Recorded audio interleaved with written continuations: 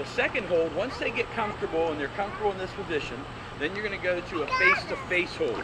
Now the face-to-face hold, you're going to hold them right under the arms like I am here and back, and they're not expecting their face to be in the water, even though they're happy going underwater. Make sure that you're not accidentally submerging them when they're trying to breathe. Rain, rain, go away, come again some other day. Rain, rain. Dip exercise is the progression toward breath control. The first way a child under the age of 3 is going to learn to swim is with their face in the water. Somewhere around 3 years old, and this is just in general, some children. And the key part of this, again, think we're being child-centered, is that you make sure that you see their facial expression after each dip. If you dip and they look startled, redirect your attention to the toy, stop right there.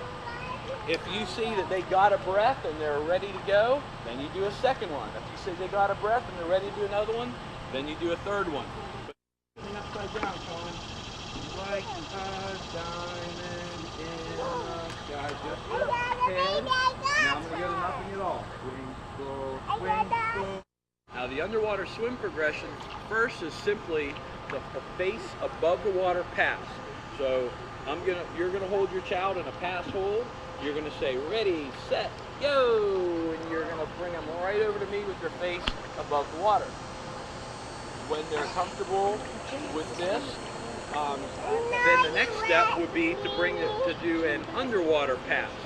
Now, at the same time, just because they're comfortable with the above the water pass doesn't mean they're going to be comfortable with an underwater pass. You really got to think back to where they were at in the dolphin dip progression. If they were doing fine with the wonder, well, how do I know how far to extend the swim or how long to extend the duration of time that they're underwater? To me, it's really simple. I like to put on goggles.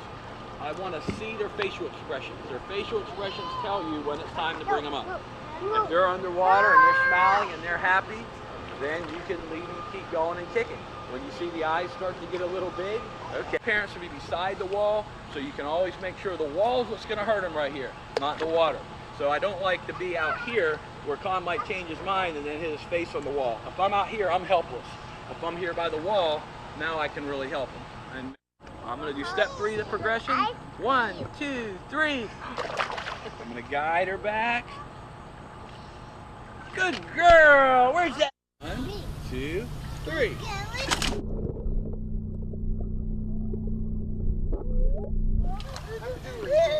Yay! Ashes, ashes, we all fall down. 1, 2,